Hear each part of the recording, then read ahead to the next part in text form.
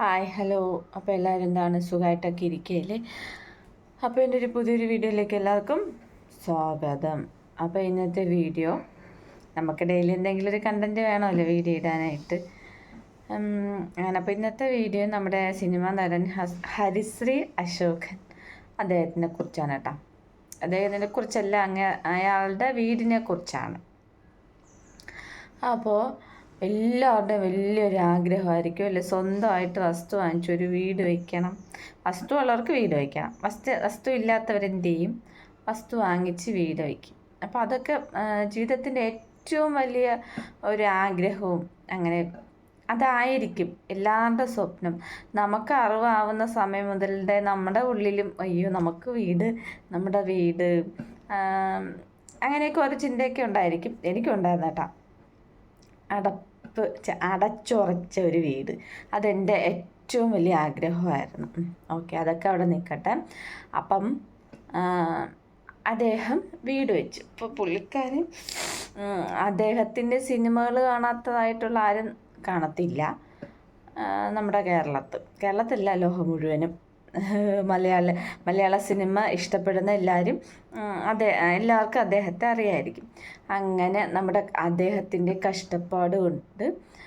കഷ്ടപ്പാടിൻ്റെ പ്രതിഫലം കൊണ്ട് ഒരു വീട് വെച്ചു. അങ്ങനെ വീട് വച്ച് ഒരു കുറച്ച് മാസമൊക്കെ ആയപ്പോൾ പെട്ടെന്ന് രണ്ടാമത്തെ നിലയിലെ ടോയ്ലറ്റിലെ വോൾ ടൈലിൽ ചെറിയൊരു പുകയുടെ പാടുണ്ടായിരുന്നു. അപ്പോൾ അദ്ദേഹം എന്ത് ചെയ്തു, ഈ പണിക്കാരനെ വിളിച്ചു. അങ്ങനെ പണിക്കാരനും വേറൊരു ആളുമായിട്ട് വന്നിട്ട് അതൊന്ന് ക്ലിയർ ആക്കി കൊടുത്തു. പിന്നെ കുഴപ്പമില്ല. അങ്ങനെ 2 ദിവസം കഴിഞ്ഞപ്പോൾ വീണ്ടും പുകയുടെ പാട്. അങ്ങനെ പാടിങ്ങനെ കൂടി വന്നു. അപ്പോൾ അദ്ദേഹം ആ പണിക്കാരനെ വിളിച്ചിട്ട് പണിക്കാരനോട് ചോദിച്ചു. അപ്പോൾ ആ പണിക്കാരനോട് പറഞ്ഞു ഇങ്ങനെയാണെന്ന്. പക്ഷെ ആ പണിക്കാരൻ ഇങ്ങോട്ട് വന്നതേ ഇല്ല. പിന്നെ അത് കഴിഞ്ഞിട്ട് ഇത് ടൈൽ ഷോപ്പിൽ പോയി പറഞ്ഞു. ടൈൽ ഷോപ്പ് വഴിയാണ് ഈ പണിക്കാരനെ ഇവർക്ക് കിട്ടുന്നത്. അങ്ങനെ എന്തായി, പക്ഷെ അവർ വന്ന് നോക്കിയില്ല. ടൈൽ ഷോപ്പുകാർ പറഞ്ഞെന്ന് ഞങ്ങൾ പറഞ്ഞോളാം, വന്ന് നോക്കാൻ പറയാം എന്ന് പറഞ്ഞു. പക്ഷേ പണിക്കാരൻ വന്ന് നോക്കിയില്ല. അങ്ങനെ അവർ കുറേ നാൾ കഴിഞ്ഞതിന് ശേഷം ഒരു രാത്രി പെട്ടെന്ന് ഭയങ്കര ഒച്ചത്ത് സൗണ്ട്. അങ്ങനെ അവർ മേളിൽ പോയി നോക്കിയപ്പോൾ മേളിലത്തെ ടൈൽ ഇങ്ങനെ പൊന്തി നിൽക്കുകയാണെന്ന്. അങ്ങനെ പണിക്കാരന് ഇങ്ങനെ ടൈലിങ്ങനെ പൊങ്ങി നിൽപ്പുണ്ടായിരുന്നു. അപ്പോൾ പണിക്കാരനെ വിളിച്ചു. അവിടെ നിന്നൊന്നും ഒരനക്കവും ഇല്ല. അപ്പോൾ ദിവസങ്ങൾ പോകുന്തോറും ഇങ്ങനെ ടൈലിങ്ങനെ പൊന്തി ഓരോ മുറികളിലും എല്ലായിടത്തും ഇങ്ങനെ പൊന്തി വരാനായിട്ട് തുടങ്ങി. അപ്പോൾ ഈ ഷോപ്പിൽ നിന്നോ ഈ പണി ചെയ്ത ആൾ ഒരു റെസ്പോണ്ടും ഇല്ല. ഇപ്പോൾ നമ്മളൊരു സ്ഥലത്ത് പണിയെടുത്തു കഴിഞ്ഞാൽ സാധാരണ ഞാനിങ്ങനെയാണ് ചിന്തിച്ചത്. നമ്മൾ പണിയെടുത്തു കഴിഞ്ഞാൽ അത് ശരിയാക്കി, അതിനെന്തെങ്കിലും കംപ്ലൈൻറ്റ് വന്നു കഴിഞ്ഞാൽ ശരിയാക്കി കൊടുക്കേണ്ടത് നമ്മുടെ ഉത്തരവാദിത്വമല്ലേ. അങ്ങനെ കുറേ നാളുകൾക്ക് ശേഷം ആ പുള്ളിക്കാരൻ വന്ന് നോക്കിയിട്ട് പറയുവാണെന്ന് ഇത് ശരിയാക്കാം, അതിൻ്റെ ചാർജ് തരേണ്ടി വരുമെന്ന്. അപ്പോൾ നമ്മുടെ ഹരിശ്രീ അശോകൻ പറഞ്ഞ ആരായാലും സാധാരണ വലിയവരായിരുന്നെങ്കിൽ അടി നടന്നേനെ അവിടെ. അപ്പോൾ പുള്ളിക്കാരൻ പറഞ്ഞത് എങ്ങനെ തരാനായിട്ട് പറ്റും, കാരണം നിങ്ങൾ ചെയ്ത പണിയല്ലേ. അപ്പോൾ കംപ്ലൈൻ്റ് ആയിക്കഴിഞ്ഞാൽ ശരിയാക്കി തരേണ്ടത് ആരുടെ കടമയാണ്? അവരുടെ കടമയല്ലേ.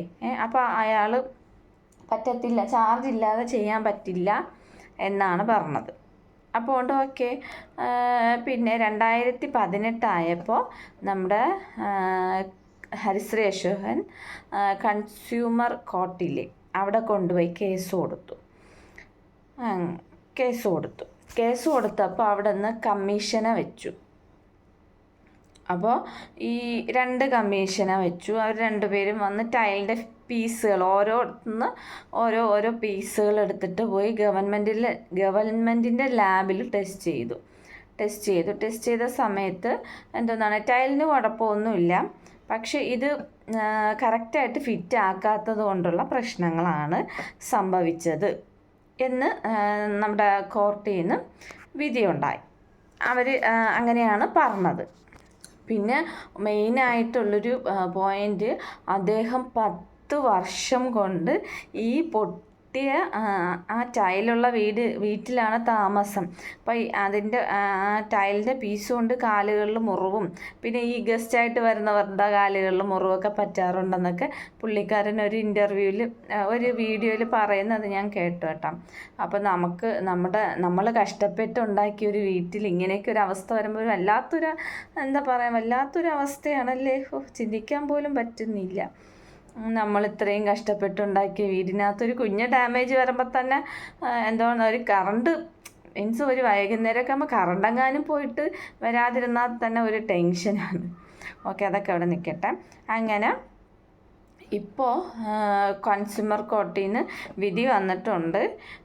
ഈ പുള്ളിക്കാരന്, നമ്മുടെ ഹരിശ്രീ അദ്ദേഹത്തിന് നമ്മുടെ ഈ ടൈൽ ഷോപ്പുകാരും ഈ പണിക്കാരനും കൂടെ ചേർന്നിട്ട് 15 ലക്ഷം രൂപ അവർക്ക് കൊടുക്കണം.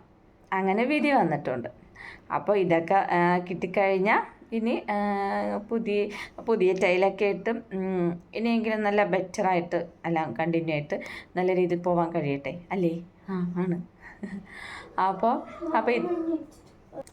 കൊച്ചു സ്വപ്നത്ത് സംസാരിക്കാനാട്ടാ. അങ്ങനെ അപ്പോൾ ഇതൊക്കെ പറഞ്ഞ സമയത്താണ് എനിക്ക് പെട്ടെന്ന് ഈ വീഡിയോ കണ്ട സമയത്ത് എനിക്കുണ്ടായ ഒരു അനുഭവം കൂടെ പറയാം കേട്ടോ. അപ്പോൾ എൻ്റെ ഹസ്ബൻഡ് 28ാമത്തെ വയസ്സിൽ വസ്തു വാങ്ങിച്ച് വീട് വെച്ചതാണ് ഈ വീട്. ഞങ്ങളുടെ ഈ വീട് സ്വന്തമായിട്ട് വസ്തു വാങ്ങിച്ച് വീട് വെച്ചത്. ഇത് അങ്ങനെ പാരമ്പര്യമായിട്ട് കിട്ടിയിട്ടൊന്നുമില്ല. എല്ലാം സ്വന്തമായിട്ടുള്ള അധ്വാനത്തിൻ്റെ ഫലമാണ്. പക്ഷേ പുള്ളിക്കാരൻ ഈ വീട് വെച്ചു.